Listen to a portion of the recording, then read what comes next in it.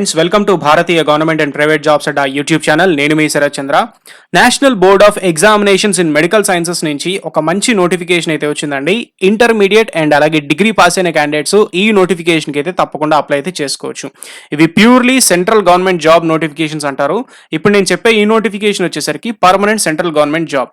దీనికి అప్లై చేసుకోవడానికి intermediate and అలాగే డిగ్రీ క్యాండిడేట్స్ ఉన్న అభ్యర్థులు అయితే తప్పకుండా అప్లై అయితే చేసుకోవచ్చు.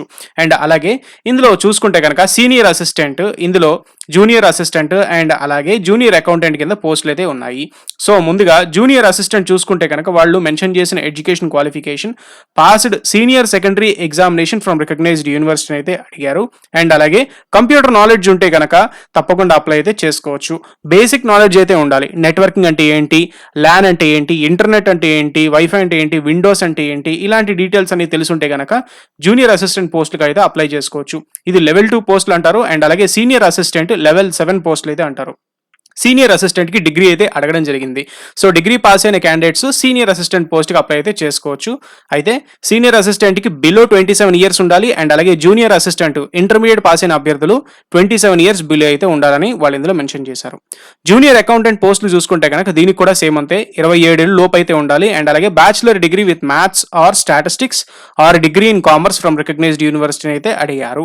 సో ఈ 3 పోస్టులకి సంబంధించి మొత్తం మీరు వేకెన్సీస్ చూసుకుంటే కనుక senior assistant 8, junior assistant 30 and అలాగే జూనియర్ అకౌంటెంట్ 4 వేకెన్సీస్ అయితే ఉన్నాయి. మిగిలిన డీటెయిల్స్ లోకి అయితే వెళ్ళిపోదాం. ఇందులో అప్పర్ ఏజ్ రిలాక్సేషన్స్ అవన్నీ కూడా వర్తిస్తాయండి. ఇందులో మిగతా డీటెయిల్స్ అవన్నీ కూడా మనం చూసుకున్నట్లయితే కనుక ఏజ్ లిమిట్లు, ఏజ్ రిలాక్సేషన్స్ అవన్నీ ఎస్సీ ఎస్టీ వాళ్ళకైతే 5 సంవత్సరాలు అప్పర్ ఏజ్ రిలాక్సేషన్, ఓబీసీ వాళ్ళకి 3 సంవత్సరాలు, పీడబ్ల్యూడీలో అన్రిజర్వ్డ్ కేటగిరీ వాళ్ళకి 10 సంవత్సరాలు, పీడబ్ల్యూడీలో ఓబీసీ అయితే 13 సంవత్సరాలు, పీడబ్ల్యూడీలో ఎస్సీ ఎస్టీ అయితే 15 సంవత్సరాలు వాళ్ళైతే అప్పర్ ఏజ్ రిలాక్సేషన్ అనేది ఇవ్వడం జరిగింది. ఇంకా ఎక్స్ సర్వీస్ మెన్ క్యాండిడేట్స్ అయితే మీ తాలూకా సర్వీస్ బట్టి అయితే మీకు అప్పర్ ఏజ్ రిలాక్సేషన్స్ అవన్నీ కూడా అలాట్ చేశారు. సెలక్షన్ ప్రాసెస్ చూసుకుంటే కనుక స్టేజ్ 1, స్టేజ్ 2 కింద సెలక్షన్ ప్రాసెస్ అయితే ఇచ్చారు. స్టేజ్ 1 లో కంప్యూటర్ బేస్డ్ టెస్ట్ సిబిటి అంటారు. జూనియర్ అసిస్టెంట్ అంటే ఇంటర్మీడియట్ పాస్ అయిన క్యాండిడేట్స్ దీనికి అప్లై చేసుకోవచ్చు కాబట్టి పేపర్ లెవెల్ కూడా ఇంటర్మీడియట్ లెవెల్లోనే ఎగ్జామినేషన్ అనేది ఉంటుంది. సీనియర్ అసిస్టెంట్, జూనియర్ అకౌంటెంట్ కి మాత్రం గ్రాడ్యుయేట్ లెవెల్లో ఎగ్జామినేషన్ అనేది కండక్ట్ చేస్తారు. సీనియర్ అసిస్టెంట్ కి జూనియర్ అకౌంటెంట్ కి వీళ్ళిద్దరికీ కూడా ఒకటే కామన్ పేపర్ అనేది వస్తుంది. స్టేజ్ 2 ఎగ్జామినేషన్లో ఇందులో కూడా వాళ్ళు ఏంటంటే కంప్యూటర్ నాలెడ్జ్ లేదా స్కిల్ టెస్ట్ అనేది కండక్ట్ చేయడం జరుగుతుంది. 100 మార్క్స్కి అయితే కండక్ట్ చేస్తారు. సో క్యాండిడేట్స్ ఎవరైతే స్టేజ్ 1, స్టేజ్ 2 పాస్ అవుతారో వాళ్ళందరికీ కూడా డాక్యుమెంట్ వెరిఫికేషన్ చేసిన తర్వాత ఫైనల్ మెరిట్ లిస్ట్ తీసి డాక్యుమెంట్ వెరిఫికేషన్ చేసి మీకైతే జాబ్ ఇవ్వడం అయితే జరుగుతుంది. అయితే ఇందులో స్టేజ్ 1లో general intelligence and reasoning, general awareness, quantitative aptitude, English comprehension అని మొత్తం 4 సెక్షన్స్ అయితే అడుగుతారు. 200 మార్క్ మీకు అయితే ఐటమ్స్ ఉంటాయి ఇందులో మొత్తంగా. సో మీరు ఒక్కొక్క మార్క్కి అంటే ఒక్కొక్క ఐటమ్ ఉంటుంది. ఐటమ్కి ఎన్ని మార్క్స్ అలాట్ చేస్తారు అన్ని కూడా డీటెయిల్స్ ఇందులో క్లియర్గా మెన్షన్ అయితే చేశారు. ప్యూర్లీ నో ఇంటర్వ్యూ, దీనికైతే ఎటువంటి ఇంటర్వ్యూ లేదు. ఇంటర్వ్యూ లేకుండా సెలక్షన్ ప్రాసెస్ అయితే నడుస్తుంది.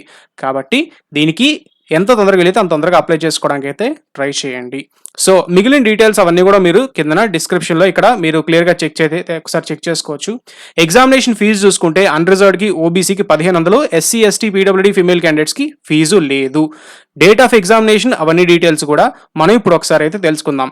ఆన్లైన్లోనే అప్లై చేసుకోవాలి. అప్లికేషన్స్ అన్నీ కూడా ఎప్పటి నుంచి ఎప్పటి వరకు అప్లై చేసుకోవాలి అన్న వివరాలు చూసుకుంటే కనుక మీరు ఆన్లైన్ అప్లికేషన్స్ 17/7/2021 నుంచి 14/8/2021 ఈ తేదీలోపు మీరైతే ఆన్లైన్ అప్లికేషన్ సబ్మిట్ చేయాలి. సిబిటి ఎగ్జామ్ 20/9/2021తో మీకైతే ఎగ్జామినేషన్ అనేది కండక్ట్ చేయడం జరుగుతుంది. సో తప్పకుండా National Board of Examination Medical సైన్సెస్కి అర్హత ఉన్న ప్రతి ఒక్క అభ్యర్థి కూడా అప్లై చేసుకోవడానికి అయితే ట్రై చేయండి. అండ్ అలాగే మన ఛానల్లో చాలా జాబ్స్ అయితే ఉంటాయి. అవన్నీ కూడా మీకు అర్హత ఉంటే అప్లై చేసుకోవడానికి అయితే ట్రై చేయండి. So thank you friends. నేను మీ Sharath Chandra. Have a nice day.